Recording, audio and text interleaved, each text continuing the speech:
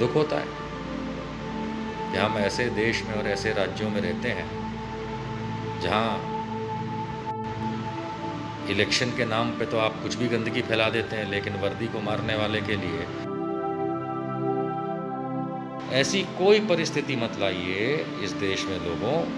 ये सरकारी लोगों से मेरा आवेदन है, नम्रता से मैं कह रहा हूं, ऐसी परिस्थिति ना लाइए कि पुलिस पे से वैसे भी विश्वास उठा हुआ है,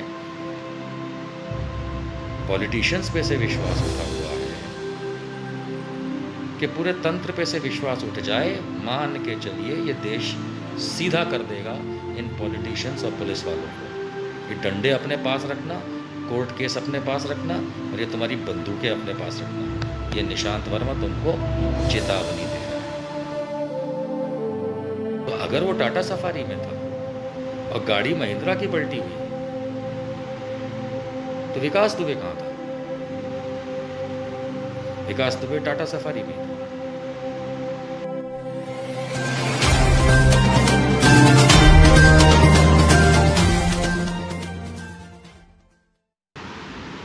किसी भी पुलिस रिपोर्ट ने अभी तक ये नहीं कहा कि विकास दुबे चौबेपुर में उस समय मौजूद था जब पुलिस के जवानों को शहीद किया कथित तौर पे उसके लोगों ने।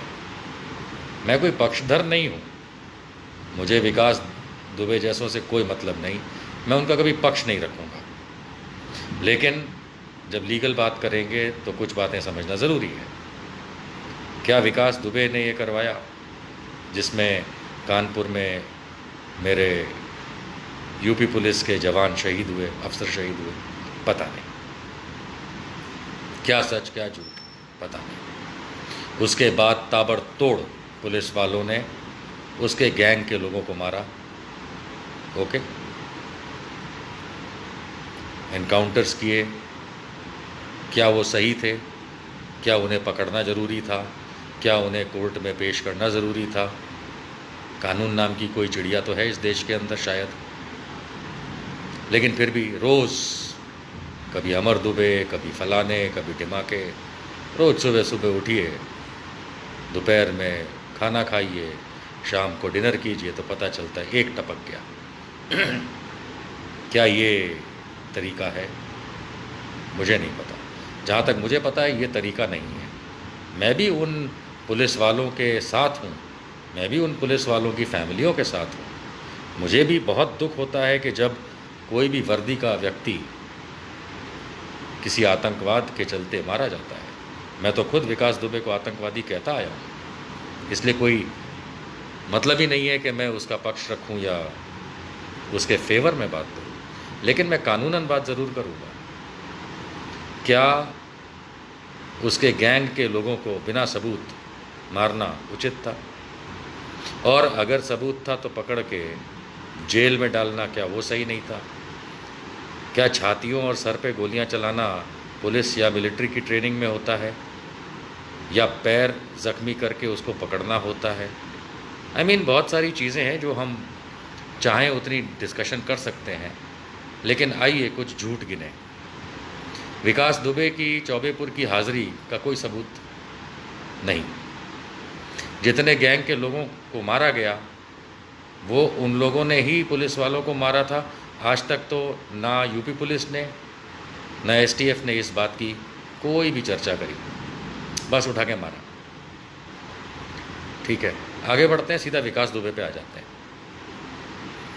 नोएडा में 2 रातें बिताई, कोटा में 1 रात बिताई।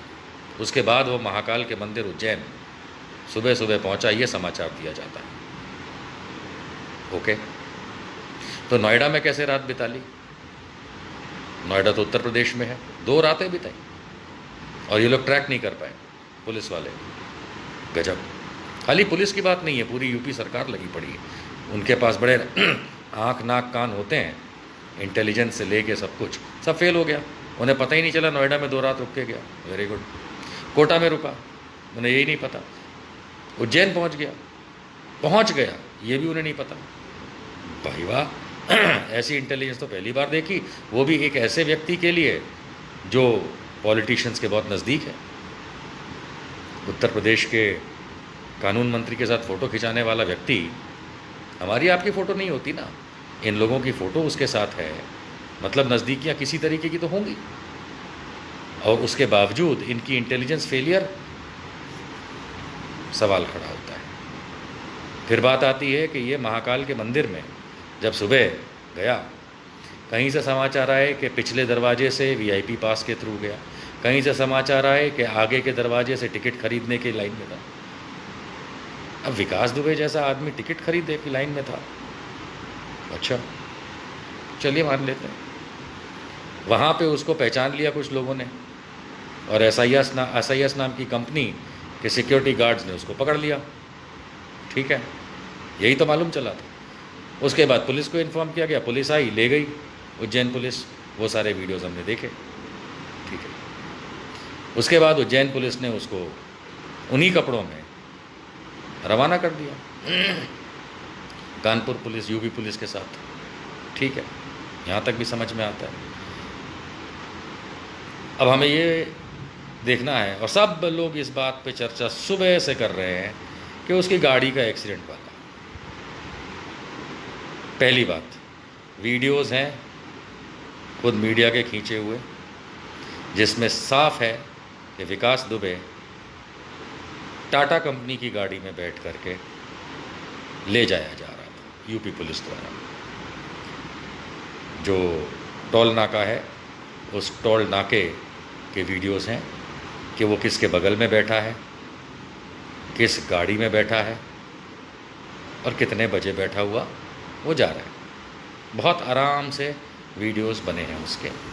तो इसमें कोई दो राय नहीं है कि टाटा कंपनी की गाड़ी एसयूवी में, टाटा सफारी में, टाटा सफारी स्टॉर्म मॉडल में विकास दुबे को पुलिस ले जा रही थी। इतना क्लियर है। ठीक है, उसके चेहरे पे कोई मास्क नहीं था कोविड-19 का, ये भी उस वीडियो में साफ है, उसके चेहरे पे नहीं था। इसके बाद एएनआई और बाकी मीडिया के चैनल की रिपोर्ट्स हैं, जिसके वीडियोस मेरे पास भी हैं, मैंने शेयर भी किए हैं, आप लोगों ने भी देखा होगा, जिसमें उत्तर प्रदेश पुलिस सारी मीडिया कर्मियों की गाड़ियां जो इस काफ़िले को, पुलिस के काफ़िले को फॉलो कर रही थी उज्जैन से कानपुर, उनको एक पर्टिकुलर जगह पे रोक दिया जाता है। सबकी गाड़ियां रोक दी जाती हैं, और सारे वीडियो कैमरामैन जो मीडिया के थे, उनके रिपोर्टर्स फ़ौरन गाड़ियों से बाहर आकर के सवाल जवाब कर रहे हैं पुलिस वालों से कि आपने हमारी गाड़ियां क्यों रोकी हैं। और सबकी रोक दी थी, ट्रक्स को टेढ़ा लगा करके किसी तरीके से खुद की पुलिस गाड़ियां सीधी टेढ़ी खड़ी करके सारे मीडिया कर्मियों की और बाकी सारा ट्रैफिक जानबूझ के रोक दिया गया। और मीडिया कर्मी उस समय कह रहे थे, उस वीडियो में कई सारे वीडियोज़ हैं, कि लगता है आगे कुछ करने वाले हैं ये, इसलिए मीडिया कर्मियों को रोक दिया है। चंद मिनटों के बाद समाचार मिलता है कि विकास दुबे, सुनने में आया कि उसके पैर में रॉड थी, यानी कि वो चल पा रहा होगा, शायद दौड़ नहीं पाता होगा, ऐसा सुनने में आया है। मालूम चला कि एक गाड़ी पलट गई काफिले में, और उसमें से उसने पिस्तौल खींची, साथ में जो बैठे थे उसकी, एडीजी ने भी यही बोला, और उस गाड़ी में से निकल के वो आदमी भागा और खेतों की तरफ भागा, और फिर उसने वहाँ से फायरिंग करी, ये सुनने में आया। एडीजी ने बोला, मैंने नहीं बोला। और फिर उसके बाद उसको फायर करके मार दिया गया। ठीक है, बहुत पुरानी कहानी है। तुलसी प्रजापति, सोहराबुद्दीन, कौसर भी, इशरत जहाँ, जाने कितनी कहानियाँ सुनी हमने, चाहे वो गुजरात की हो या कहीं और की, बहुत सी कहानियाँ सुनी। ये रिपीट, वही स्क्रिप्ट, नथिंग न्यू। सवाल ये उठता है कि जिस आदमी ने सरेंडर किया, ऐसा सुनने में आया था सुबह, वो भागेगा क्यों? जो आदमी टाटा सफारी स्टॉर्म में बैठा है पुलिस वालों के साथ, वो आगे जाकर के जो गाड़ी पलटी खाती है, वो टाटा सफारी स्टॉर्म नहीं है, वो KUV मॉडल है, दूसरे कंपनी का। महिंद्रा का मेरे ख्याल से, और वो गाड़ी पलटी खाती है और ये बताया जाता है कि तेज़ बारिश कीचड़ के चलते वो गाड़ी पलटी खा गई। ठीक है भैया, बहुत सी गाड़ियाँ पलटी खाती हैं, तो महिंद्रा KUV 300 जो पुलिस की गाड़ी थी वो भी पलटी खा गई। ओके, पर विकास यादव तो उसमें नहीं, विकास दुबे तो उसमें नहीं था। विकास दुबे तो टाटा सफारी स्टॉर्म में था। तो अगर वो टाटा सफारी में था और गाड़ी महिंद्रा की पलटी हुई, तो विकास दुबे कहाँ था? विकास दुबे टाटा सफारी में था। क्योंकि अगर कीचड़ से, पानी से, किसी भी वजह से अगर महिंद्रा KUV 300 गाड़ी जो भी है वो बताई जा रही है, अगर वो पलटी खाती तो उसमें से जो लोग निकले, भागे, गिरे, उनके शरीर पे, उनके कपड़ों पे कीचड़ मिलता। एक भी पुलिस वाले की वर्दी पे कीचड़ नहीं। अगर विकास दुबे उसमें से निकल के भागा, उसके शरीर पे कीचड़ नहीं। कैसे भागा किसको पता। और गाड़ी बदल गई और उसको मार भी दिया।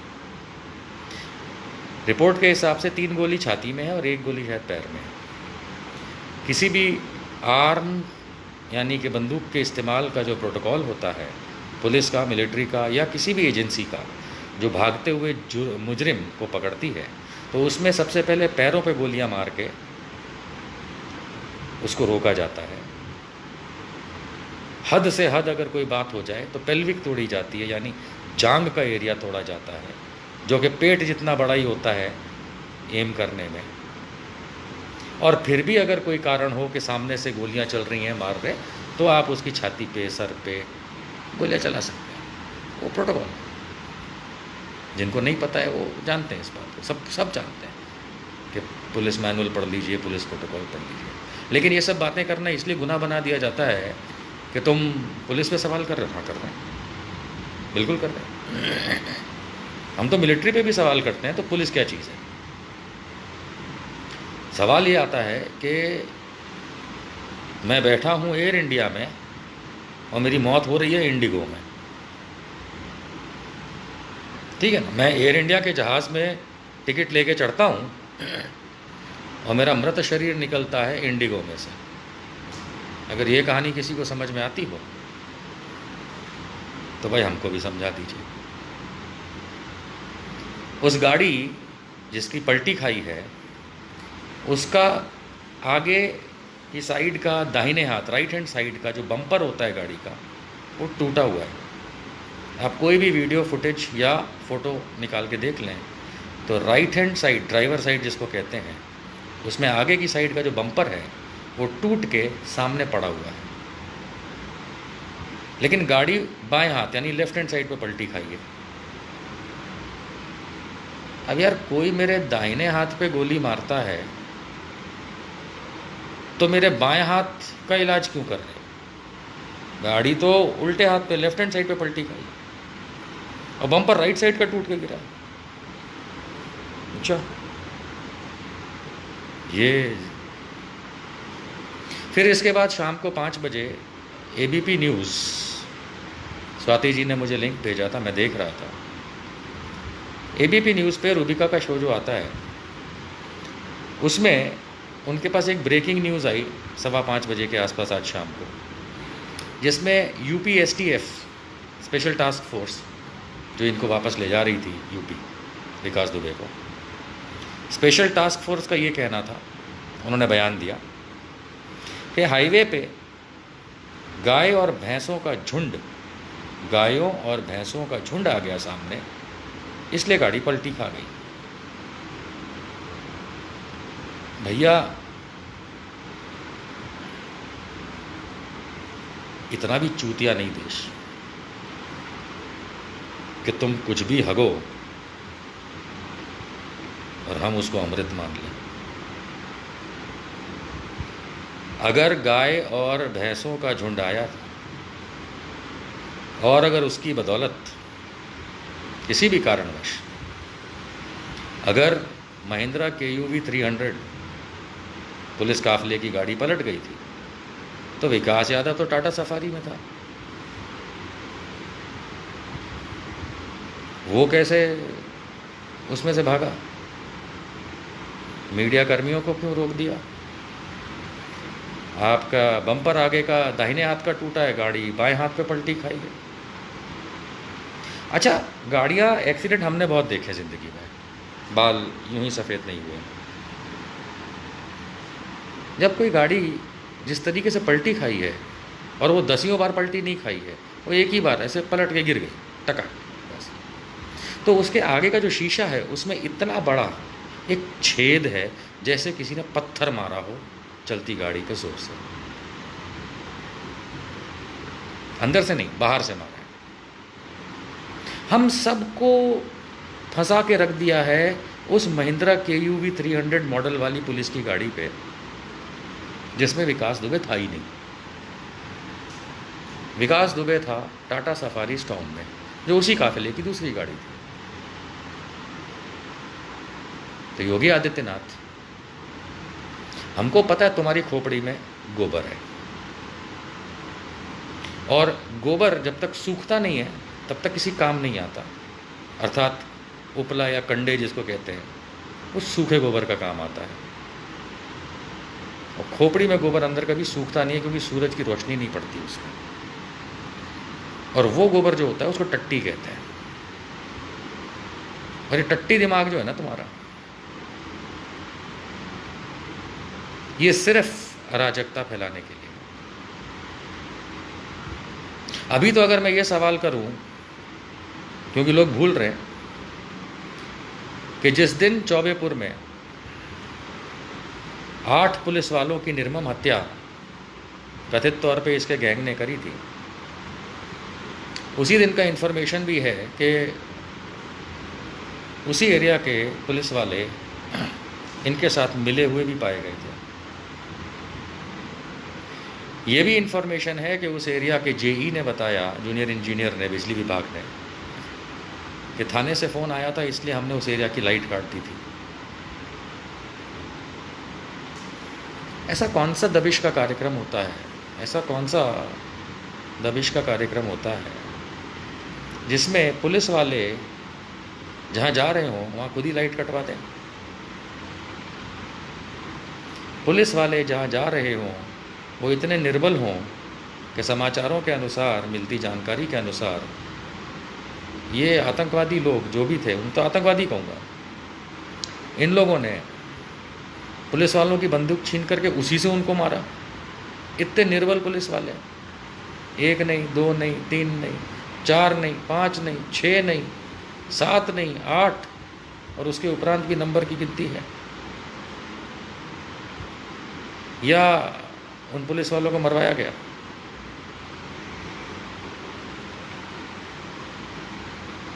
मोदी के पुलवामा से योगी का चौबेपुर, क्यों? सैनिकों को मरवाना, चाहे वो पुलिस के हों चाहे वो फौज के हों, ये नया खेल है। पुलवामा मोदी जी के बीजेपी ने करवाया, इसमें कोई दो राय नहीं है। जिसको जो अच्छा लगे बुरा लगे समझ लें।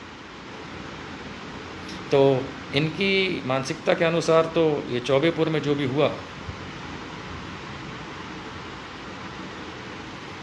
जब DGP से लेकर के मुख्यमंत्री तक उत्तर प्रदेश का इतनी हिम्मत नहीं रखता कि विकास दुबे जैसे देश के गद्दारों को आतंकवादी जाहिर कर सके। गैंगस्टर गैंगस्टर कर रहे हैं। गैंगस्टर तो तुम लोग हो भैया, अपनी श्रेणी में काहे ले आते हो उसको? वो तो तुमसे आगे था, वो तो आतंकवादी था से, उसने वर्दी को मारा। वर्दी को पत्थर मारने वाले को आतंकवादी कह सकते हो तुम लोग, लेकिन वर्दी को शहीद करने वालों को तुम्हारे किसी भी छिद्र में से आवाज़ नहीं निकलती कि उसको आतंकवादी बोल सको। ऐसे तो हमारे सरकार के बड़े बड़े मुलाजिम और मंत्री और संतरी हैं। दुख होता है कि हम ऐसे देश में और ऐसे राज्यों में रहते हैं जहाँ इलेक्शन के नाम पे तो आप कुछ भी गंदगी फैला देते हैं, लेकिन वर्दी को मारने वाले के लिए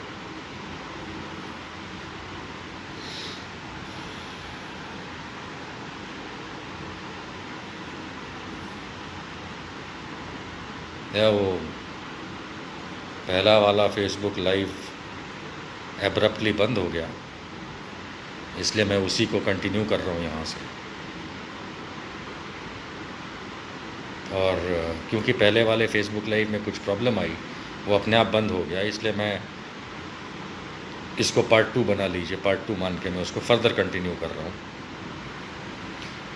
तो मुझे तो ये समझ में नहीं आता है कि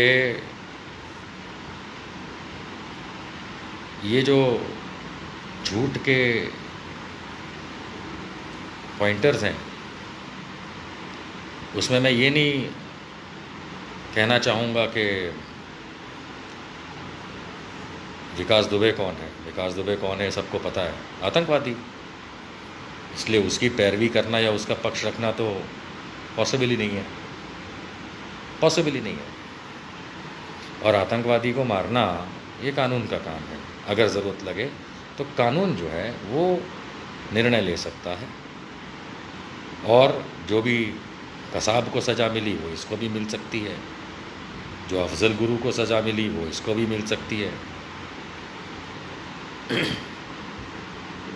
जो याकूब मेमन को सज़ा मिली वो इसको भी मिल सकती है, वो योगी को भी मिल सकती है, वो मोदी को भी मिल सकती है, वो किसी को भी मिल सकती है। लेकिन ये तो फिल्मों में देखा था, पुलिस वाला गुंडा। ये तो वो वाली बात हुई कि ना करे ईश्वर मेरे किसी परिवार वाले का कोई मर्डर कर दे, तो मतलब मैं बंदूक उठा के जाके उनके परिवार वालों को मारना शुरू कर दूं। यही मतलब निकलता है। क्या मतलब निकलता है? विकास दुबे के मैटर में तो यही निकल के आता है। कोई नहीं ये कह रहा कि विकास दुबे अच्छा आदमी था, वो आतंकवादी था। तो कहते हैं आतंकवादी था वो, और उसके लोग गैंगस्टर भी नहीं थे। ये तो सरकारों में हिम्मत नहीं है बोलने की, हम बोलते हैं वो आतंकवादी था। लेकिन आतंकवादी था ये प्राइमा फेसी हम इसलिए जानते हैं क्योंकि उसका आतंक था। लेकिन हमारे देश में संविधान जो है, कानून जो है, उसने अधिकार सज़ा देने का, अगर कोई गिल्टी पाया जाता है तो सिर्फ और सिर्फ कोर्ट को दिया है कि वो सज़ा दे सकते हैं। आप, मैं, पुलिस वाले, हम लोग सज़ा नहीं दे सकते, नहीं दे सकते। अगर हम ऐसा करते हैं तो हम एक्चुअली आगे की प्रक्रिया में बाधा डालते हैं। ये हीरोगिरी के लिए ठीक है थोड़ी देर के लिए कि देखो वो तो आतंकवादी था, मैं तो खुद कहता हूँ आतंकवादी था, इसलिए उसको गोली से भून दिया, इसलिए वो सही है। नहीं, ऐसा करके आप मेरे दिमाग में एक कीड़ा डालते हैं कि शायद वो आतंकवादी नहीं था। क्योंकि अगर वो आतंकवादी था, अगर वो गुनहगार था, तो संविधान के हिसाब से जब सज़ा मिलती है तब सुकून मिलता है। वो बात और है कि कुछ लोग कहते हैं कि संविधान और कानून के हिसाब से सज़ा सही मिली, नहीं मिली, केस ठीक हुआ, नहीं हुआ, वो एक अलग चीज़ है। मतलब वो एंटायरली अ डिफरेंट टॉपिक है। लेकिन जब निर्भया के बलात्कारियों को लटकाया गया तब सुकून मिला था कि नहीं मिला था? या दिल्ली पुलिस उसको, उन लोगों को वहीं सड़क पे ढेर कर देती तो सुकून नहीं मिलता। मैं पनिशमेंट की नहीं, मैं सुकून की बात कर रहा हूँ। देश को सुकून कब मिलता है? जब कोई भी घोर अपराध होता है तो उसमें जब कानून सज़ा देता है तब। कानून के रखवाले सज़ा नहीं दे सकते। आप एक एक करके उसके सो कॉल्ड गैंगस्टर्स को मार रहे थे रोज़, गलत था। आपने उसको मार दिया, विकास को, गलत था। कितने ऐसे नेता, चाहे किसी भी पार्टी के हों, कितने ऐसे पुलिस वाले अब शांति से जीवन बिताएंगे कि ये साला मर गया, अब हमें कौन क्या उखाड़ देगा। सिर्फ उत्तर प्रदेश नहीं, देश के किसी भी कोने में, दुनिया के किसी भी कोने में जब कोई गैंगस्टर, आतंकवादी, बदमाश, चोर, लुटेरा, डाकू जब ये ऑपरेट करते हैं तो इसमें पुलिस और राजनीति के कई लोग, सब तो नहीं, कई लोग इन्वॉल्व होते हैं। हम उस देश में रहते हैं जहाँ सोसाइटी से अगर 2 व्हीलर या कार चोरी हो जाए तो पुलिस वालों में से किसी को पहले पता होता है कि किसने चोरी करी है। और जब बड़े अपराध होते हैं तो मंत्री संतरी सबको पता होता है कुछ को कि कौन अपराध कर रहा है, क्यों कर रहा है। और ये आदमी कोई अपने फ़ायदों के लिए करता था नहीं करता था ये तो पता नहीं भैया, लेकिन हाँ ये ज़रूर पता है कि राजनीतिक लोग और पुलिसिया महकमे के लोग, इसके साथ कई लोग मिले हुए थे। क्या उन लोगों को बचाने के लिए इसको मार दिया? मैं नहीं मानता कि ये आदमी ने वीडियोस नहीं बनाए होंगे। इसको तो पता होगा इसका ये हश्र होने वाला है। इसने अपने वीडियोस बनाए होंगे जो जाने कहाँ। ये आदमी अगर सुबह जिस तरीके से कल फ़ोटो आई थी कि ये महाकाल के मंदिर के बाहर नॉर्मल वे में खड़ा है और उसके उपरांत जो भी उसको पकड़ा गया और सब किया गया, अब वही आदमी ये नई स्क्रिप्ट के अनुसार भाग रहा था बंदूक लेके। कोई नया स्क्रिप्ट राइटर रखो योगी जी, ये तो बहुत पुरानी अमित शाह की स्क्रिप्ट है। मुझे कोई फ़र्क नहीं पड़ता कि विकास दुबे नाम का व्यक्ति जिंदा है या मर गया। मुझे फ़र्क पड़ता है कानूनन प्रक्रिया पे, क्योंकि अगर पुलिस वाले गुंडे मवाली बन जाएंगे और बदले की भावना से अगर काम करेंगे तो वो रक्षा किसी की नहीं कर सकते, तो वो भक्षक बन जाते हैं। ये हमने देखा था अभी लॉकडाउन में पुलिस वालों ने गरीबों को कितना मारा था। ये वो भक्षक वाली जो मेंटालिटी है ना, ये उससे दिखती है। गरीब गरम तपती सड़क पे बच्चे बूढ़े औरतें जवानों को लेके नंगे पैर सड़क पे चल के जाता था, इतना हज़ारों लाखों की संख्या में।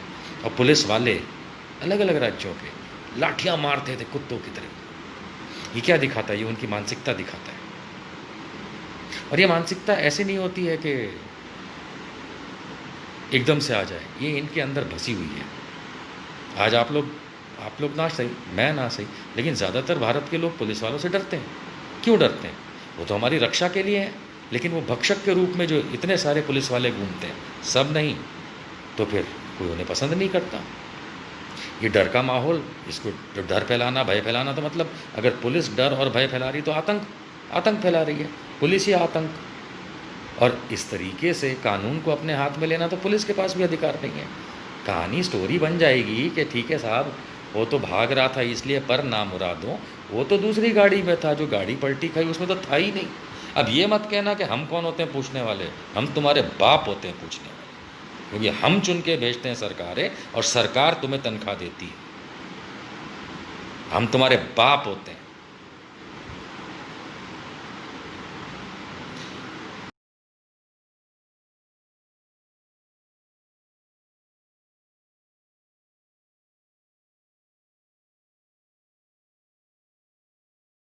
ऐसी कोई परिस्थिति मत लाइए इस देश में लोगों, ये सरकारी लोगों से मेरा आवेदन है, नम्रता से मैं कह रहा हूँ, ऐसी परिस्थिति ना लाइए कि पुलिस पे से वैसे भी विश्वास उठा हुआ है, पॉलिटिशियंस पे से विश्वास उठा हुआ है, कि पूरे तंत्र पे से विश्वास उठ जाए। मान के चलिए ये देश सीधा कर देगा इन पॉलिटिशियंस और पुलिस वालों को। ये डंडे अपने पास रखना, कोर्ट केस अपने पास रखना, और ये तुम्हारी बंदूकें अपने पास रखना। ये निशांत वर्मा तुमको चेतावनी दे रहा है, क्योंकि तुम लोग अगर तमीज़ में रहोगे लोगों के साथ, हम तुम्हारे साथ हैं। तुम कानून अपने हाथ में लोगे, कुछ पॉलिटिशियंस और कुछ पुलिस वालों को बचाने के लिए, तो मैं तो हर उस पुलिस वाले के साथ खड़ा हूँ। मैं जानता हूँ कि 80% 80% पुलिस वाले इस देश में, इंक्लूडिंग उत्तर प्रदेश में, गरीब हैं। 80%। हम तो उनके लिए काम करते हैं पूरे देश के अंदर, पुलिस वालों के लिए। जो पुलिस वाले गरीब हैं, जो 20 तारीख के बाद जिनके पास तनख्वाह के पैसे नहीं बचते, जिनके पास, माफ़ कीजिएगा, लेकिन जब वो सरकारी वर्दी पहनते हैं तो मैंने देखा है जूते फटे और पैंट फटी होती है। इसलिए नहीं कि वो, इसलिए कि उनके पास पैसे नहीं होते हैं, परिवार नहीं चला पा रहे होते हैं। हम तो उन पुलिस वालों के साथ खड़े हैं। तो ये नालायक पुलिस वाले कौन हैं जो कुछ राजनेताओं और कुछ सीनियर अफसरों को खुश करने के लिए इस तरीके से कानून हाथ में लेंगे? कल को एक टेररिस्ट को मारा चलिए ठीक है, लेकिन ठीक नहीं है, लेकिन टेररिस्ट को मारा, कल कोई आपको मार देंगे, बोलेंगे हाँ वो तो टेररिस्ट था, किसी को भी उठाए गोली मार देंगे। दादागिरी है, नहीं चलेगी। गुंडा राज है पुलिस वालों का, राजनेताओं का, नहीं चलेगा। योगी जैसे को तो हम सीधा कर लेंगे, लुंगी पकड़ के भागेगा, मोदी की भी लुंगी निकाल के भगाएंगे उसको, अगर देश के अंदर अराजकता इस तरह से करेंगे आप। कानून का अपना काम है, कानून का अपना काम करने दीजिए। साला गाड़ी कोई और पलटी हुई, मार किसी और जगह पे दिया। आतंकवाद फैला रखा है इन राजनेताओं ने, यही तो है आतंकवाद। ये राजनेताओं का आतंकवाद है, झूठ था। It was a fake encounter. मैंने बहुत सारे फेक एनकाउंटर्स को स्टडी किया है, ये टोटली फेक एनकाउंटर था, टोटली फेक। शर्म आती है कि ऐसे राजनेता और कुछ ऐसे पुलिस वाले, वर्दी वाले आज भी हैं